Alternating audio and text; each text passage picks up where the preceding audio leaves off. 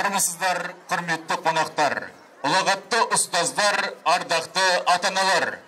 Сіздерді 1 қыркүйек білім күні қарсаңында қаламызда нөмірі 36-шы лицей мектебінің алаңында көргенімізге қуаныштымыз. Білім күніне арналған әділетті Қазақстан, сапалы білім, адал ұрпақ табысты ұлт атты алғашқы қоңырау салтанатты жиынына қош келдіңіздер.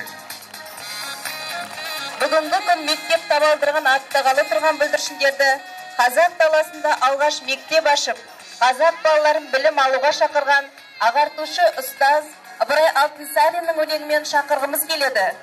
Кел балалар оқылып, оқығанды көңілге ықыл аспен тоқылып, оқысаңыз балалар шамнан шырақ жағылар, тілегенің артынан іздемей ақ табылар. Алғашқы қоңыраудың үнін естуге тағатсыздана асығып тұрған 1-ші сынып оқушыларын және сынып жетекшілерін ортаға шақырамыз.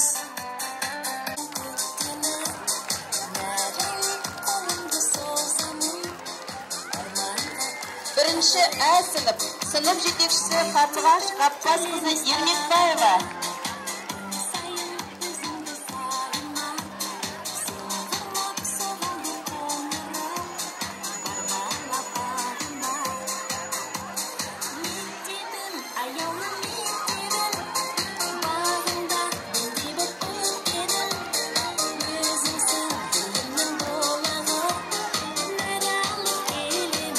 Б сыныбы, сынып жетекшісі Күлия Мұсабекова Исабекова.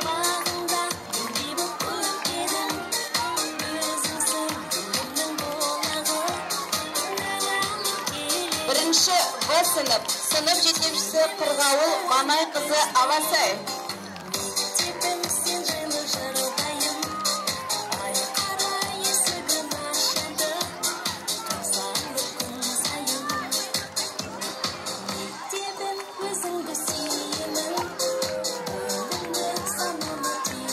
Б сыныбы, сынып жетекшісі Анар Мұхамеджанова Абишева.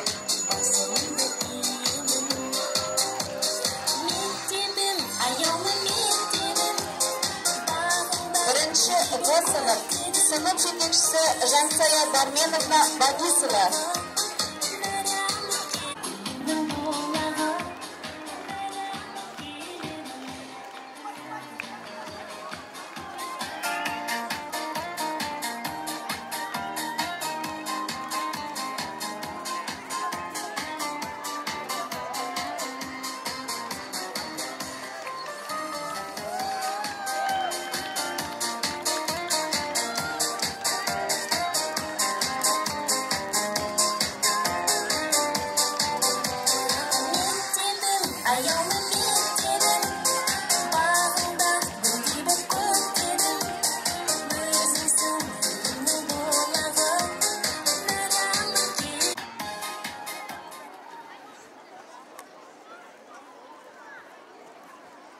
Мектеп түзел.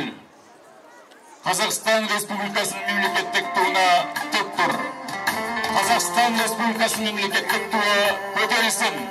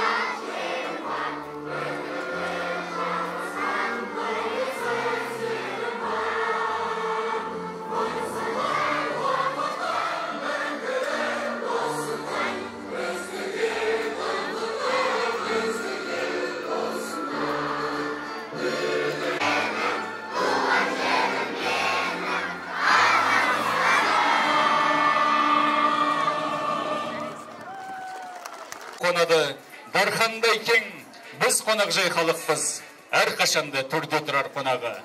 Білім күні мерекесі қарсаңында құттықтау сөз Екібастұз мәслихатының депутаты Жақып Жетқайбек және Құсан Еркін Амангелдіұлына беріледі.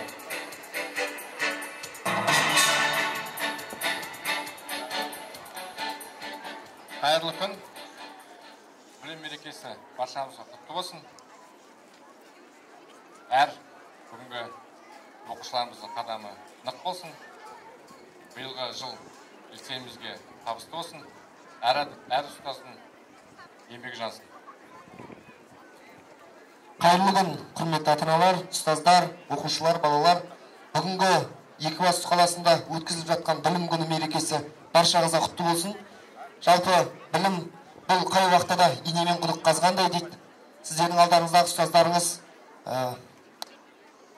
біздің жалпы қазіргі таңда білім саласына деген мемлекетіміздің болсын, біздің Қасым-Жомарт Тоқаев Кемелұлының президентіміздің болсын назары ерекше. Сонымен бірге Екібастұз қаласында биылғы жылы 5 мектеп жөндеуден өткізіліп, қазіргі таңда іске қосылу жұмысына атсалысып жатыр. Сонымен қоса жыл сайын білім саласындағы мектептерді, білім ұйымдарындағы ғимараттарды жөндеу жұмыстары біздің назарымызда болады және жұмыс жасай береміз. Және бұл арқылы біз не айтқымыз келеді? Білім саласы жалпы біздің балаларымыз, бұл біздің болашағымыз. Сондықтан да жолдарымыз ашық болсын. Осы биылғы жылы оқу жылында осы мектептен бітіріп шығатын түлектер, осы мектепте білім алатын оқушылар ең үздіктердің үздігі болсын деген тілек білдіргім келеді. Рахмет көп. Келесі құттықтау сөз Екібастұз қаласы ішкі істер басқармасының бастығының міндетін атқарушы Құдайбергенов Төлеген Айдарханұлына беріледі. Саламатсыз, құрметті ата-аналар, ұстаздар мен оқушылар.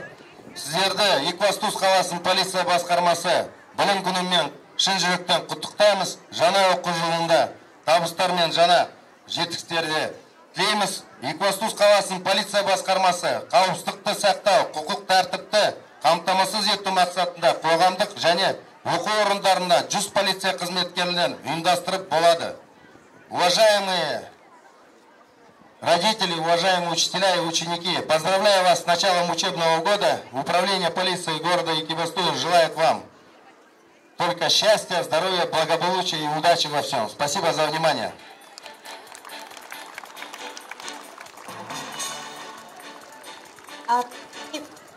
Ажырмай мектептен келесіз, жақсылыққа жаралған жүрегіңіз, сөз берелі құрметпен өзіңізге, шәкірттерге арналсын тілегіңіз. Құттықтау сөз мектеп директоры Гүлнара Кеңесқызына беріледі. Қайырлы күн, құрметті ұстаздар, ата-аналар, құрметті қонақтар және біздің номер 36 лицей мектебінің шәкірттері. Өздеріңізді жаңа оқу жылында 3 ай демалыстан кейін амандықта көргеніме шын жүректен қуаныштымын. Баршаңызды бүгінгі 1 қыркүйек білім күнімен шын жүректен құттықтаймын. Осында тұрған әрбір біздің болашақ Қазақстанымыздың азаматы өздерінің біліммен, ғылым негіздерін игерумен бәсекелестікке қабілетімен озық ойлы Абай атамыз айтқандай, сондай мықты азаматтар болсын деп тілегім келеді. Жаңа оқу жылында баршаңызға сәттілік, табысты еңбек, әр отбасына бақыт тілеймін. Енді өткен оқу жылымыз біздің мектебіміз үшін табысты жылдардың бірі болды деп ауыз толтырып айтуға болады. Мектептің сапалы білім беріп жатқанының айғағы өте көп. Соның біреуі болатын болса, ол мектептегі оқу үздіктері мен озаттарының саны. Сонымен есептегенде біздің мектеп 70% білім сапасын көрсетіп отыр. Және өткен оқу жылын алтын белгіге 2 оқушы, үздік аттестатпен 5 оқушы түлек аяқтап, әрқайсысы мемлекеттік білім гранттарына ие болып бүгінгі күні жоғарғы оқу орындарының студенттері атанды. Яғни бұл біздің мектептің ұстаздарының және біздің оқушылардың, олардың ата-аналарының бірлескен үлкен еңбегінің нәтижесі деп есептеймін. сол былтыр бітірген 44 түлегіміздің 27-сі мемлекеттік білім гранттарының иегерлері атанды. Сондықтан әрқашанда ұстаз, мектеп, ата-ана үштігі қоян қолтық араласа жүріп, ынтымақтаса еңбек етсе, алынбайтын қамал жоқ екеніне әрдайым көзіміз жетеді. Енді биылғы оқу жылында бізде жаңа өздеріңіз көрдіңіздер, осы қала бойынша ең көп бірінші сыныптарды қабылдаған ол біздің мектебіміз болды. 6 бірінші сыныпқа 152 бүлдіршін бүгінгі күні келіп отыр, білім ордасына алғашқы қадамдарын жасап отыр. Сондықтан құрметті бірінші сыныптық біздің балапандарымыз, өркендерің өссін, қадамдарыңа гүл бітсін, білім алам деп келген аяулы мектептеріңде мықты білім алып, ғылымның негіздерін меңгеріп, болашақта Қазақстанның мықты азаматтары болып шығуларыңа, тарыдай болып кіріп, таудай болып шығуларыңа шын жүректен тілектеспін. Биылғы жылы біздің мектепте 50 сынып комплектіде 1200 оқушы алғашқы биылғы оқу жылын бастағалы отыр. Бұл да үлкен жетістік деп айтуға болады. Балаларымыз жылдан жылға көбейіп келе жатыр. Енді ұстаздар, құрметті ұстаздар, осындай білім нәрімен сусындаған, мықты жоғарғы оқу орындарында оқитын, мықты орындарда қызмет ететін, адал Қазақстанның азаматтарын өсіріп тәрбиелеуде істеп жатқан еңбектеріңіз жемісті болсын. Мен ұстаздарымның бәріне алғыс айтқым келеді. Енді осы өткен оқу жылының тағы да бір керемет жаңалығы, өздеріңіз білесіздер, қымбатты ата-аналар, жұртшылық, бізде республикалық абай оқулары сайысы жыл сайын өтеді. Алдыңғы оқу жылында біздің Телтаев Данияр деген оқушымыз 2-ші орын алып еді республикадан, ал биыл жазда абай оқуларынан республикалық 1-ші жүлделі орынды біздің Жүністай Темірлан деген оқушымыз жеңіп алды. Бұл екі оқушымыз да тек қана біздің 36-шы мектептің намысын ғана қорғап қойған жоқ, сонымен Екібастұз қаласының, Павлодар облысының намысын республика деңгейінде қорғап шықты. Және осы додалы жарысқа оқушыларды дайындаған қазақ тілі мен әдебиетінің пәнінің ұстазы, ұлағатты ұстаз Зейнеп Жасланқызына алғысымды білдіргім келеді сіздердің алдарыңызда. Айта беретін болсақ, ауыз толтырып, осындай ұстаздарымыздың да, оқушыларымыздың да жетістіктері өте көп. Енді құрметті ата-аналар, мінекей өздеріңіз куәсі болып тұрсыздар, балаларыңыз тағы да бір оқу жылын бастады. Ата-әжелеріміз отыр, немерелеріңізді алып келіп отырсыздар мектеп табалдырығын аттатуға. Қадамдары құтты болсын. Сіздердің аңсаған армандарыңызды, ой мақсаттарыңызды осы арттарыңыздан ерген ұрпағыңыз сол биіктерге жеткізе берсін. Әр отбасына мықты денсаулық тілеймін. Қазақстанның көк байрағы әрқашанда желбіреп, көгімізден түспесін. Қазақстан әнұранымен айбатты, көк туымен еңселі. Сондықтан Қазақстанның аспаны бейбіт болсын. Ешқашанда соғыс болмасын. Осындай бейбіт өмірде тек қана бақытты өмір сүріңіздер. Бай қуатты болыңыздар. Рахмет. Бүгін жақсы ата, жақсы ана, жақсы құрбы, жақсы ұстаздан болады деп Абай атамыз айтып кетсе керек. Ортаға 2023 жылғы республикалық Абай оқуларының жеңімпазы Жүністай Темірланды қарсы алыңыздар. Абай Құнанбайұлы, 17-ші қарасыңыз. Қайрат, ақыл, жүрек, үшеуі өнерлерін айтысып, таласып келіп ғылымға жүгінді. Сонда ғылым бұл үшеуінің сөзін тыңдап болып айтты. Ей Қайрат, сенің айтқаныңның бәрі дерміз. Сенсіз еш нәрсе болмай тұғыныр. Сенсіз еш нәрсе болмай тұғынырыз. Осы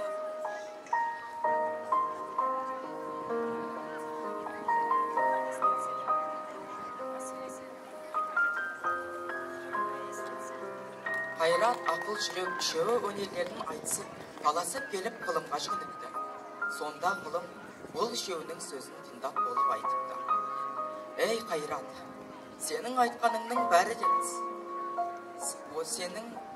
Сенсіз еш нәрсе болмай тұғыны да рас. Бірақ қаруыңа қарай қаттылығың да мол, пайдаң да мол, бірақ залалың да мол. Кейде жақсылықты берік ұстап, кейде жамандықты берік ұстап кетесің. Соның жамандығы. Ей ақыл, сенің айтқаныңның бәрі де рас. Сенсіз еш нәрсе табылмай тұғыны да рас. Жаратқан тәңіріні де сен танысың. Жаралған екі дүниенің жайын да сен білесің. Бірақ соныменен тұрмайсың. Айла да, амал да, бәрі сенен шығады. Сен үшеуінің басында қоспақ меніңсің. Бірақ соның ішінде билеуші, әмірші жүрек болса жарайды. Ақыл, сенің қырың көп, жүрек сенің көп қырыңа жүрмейді. Жақсылық айтқаныңа жаны діні құмар болады, көнбек түгіл, қуанады. Жаманшылық айтқаныңа ермейді, ермек түгіл, жиленіп, үйден шығарады. Ей Қайрат, сенің қуатың көп, күшің мол, сенің еркіңе жібермейді. Орынды іске күшіңді аятпайды, орынсыз жерге қолыңды босатпайды.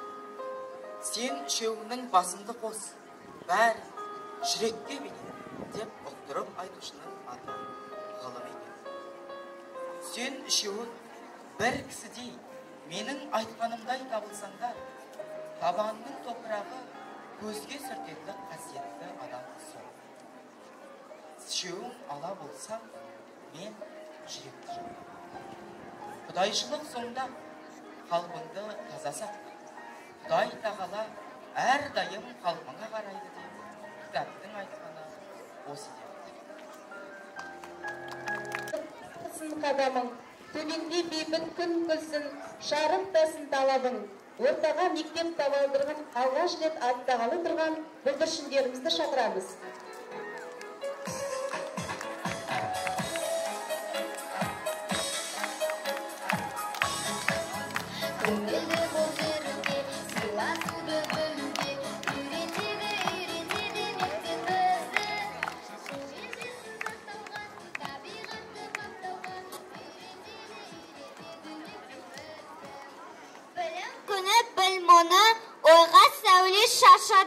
Баршамызға бұл күні мектеп есік ашады. Әлемдегі барша жұрт басы еді білімге, білім күнін қарсалап қыркүйектің бірінде. Тақпағымды сатамын, сабағымды баптаймын, біз бекінде мектепті еспір жерден таппаймын. Қиындықтан өтуге, амандауға жетуге, білім алам елмен қызмет етуге.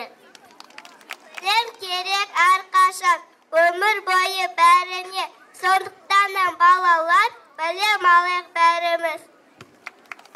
Айна-айын балғандар, алға бағыттағандар, ертең өсіп тоғандар, ел мақтанып болыңдар, орындалсын ойларын, құтты болсын тойлар.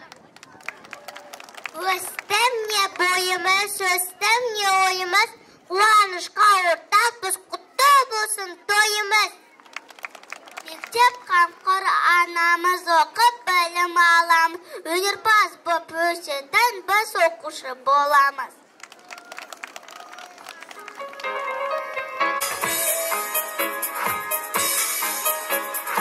Кез балалар оқылып, оқығанды көңілге ықыласпен тоқылып, сыйса көйлек үстінде тоқу менен табылған, сауысқанның тамағы шоқу менен табылған, өнер білім бәрі де оқу менен табылған.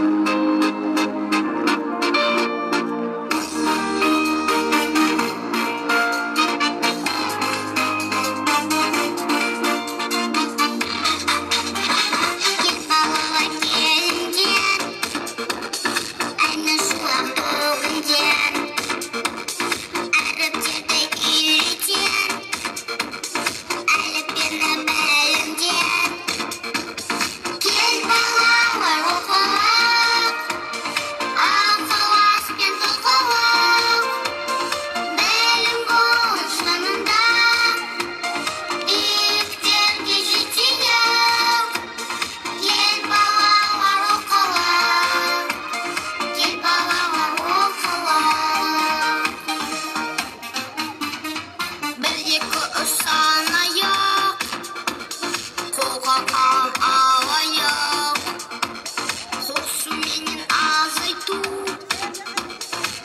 жауабын табайық.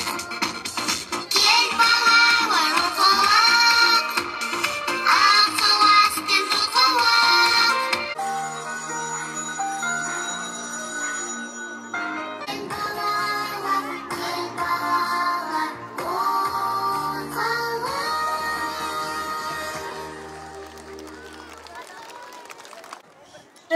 А сыныбының үздік оқушысы Қадылбекова мен бірінші сыныпқа қадам басқалы тұрған Сейтжан Омар және Жастерік Ажарға беріледі.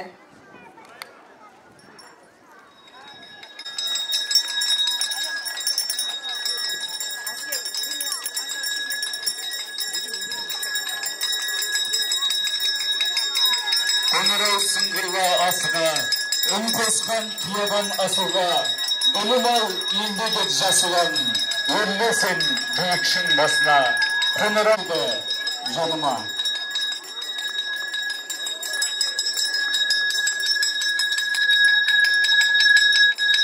Ұстазым әнімен Қуатхан Жолбарыс және Әбсамат Кәусарды қарсыңыздар.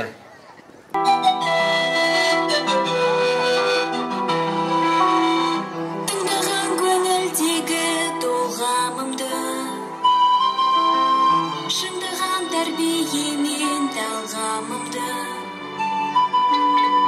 өмірдің маған сыйы деп білемін. Өзімдей жанға шәкірт болғанымды, табынған балапан ем ұядағы, қырандай жетілдірдің қиядағы. Ұстазға деген ыстық сағынышым, бір әнге қалай ғана сыялады. Ұстазым едің, қамқорым едің, баулыған асыл өнерге. Жүрегің нұрхан, өзіңнің нұрхан, биікке шықсам егерде. Gençe тоқтамадың, алдымнан шықты бүгін оғырым болам. Қанша жыл қиялдаған тәтті арманым, ұстазым едің, қамқорым едің, баулыған асыл өнерге. Жүрегің нұрхан, өзіңнің нұрхан, биікке шықсам егерде.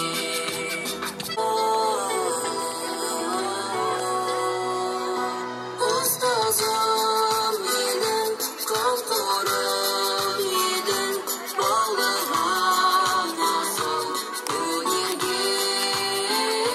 Жүрегің нұрхан, өзіңнің нұрхан, биікке шықсам егерде. Ұстазым едің, қамқорым едің, баулыған асыл өнерге. Ұландары, құтты болсын алғашқы қадамдары, құтты болсын басталған оқу жылы, құтты болсын алғашқы баспалдағы. Біліммен асып тасайық, тілеуін берсін көптің, тілекпен осы ашайық, есігін енді мектептің деп, бірінші сынып оқушыларын алғашқы ұстаздары мен сыныптарына шығарып салайық.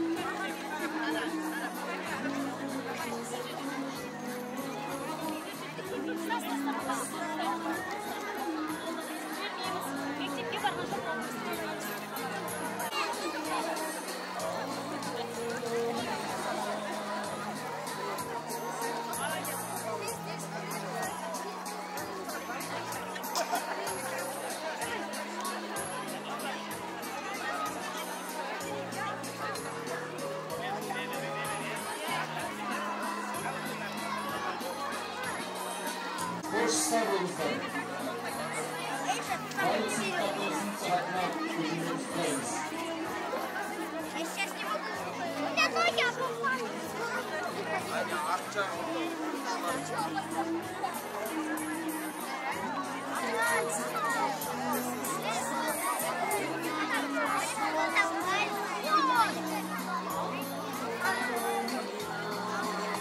Onuncu 11. sınıf okuşları aklınıza da ödemiz.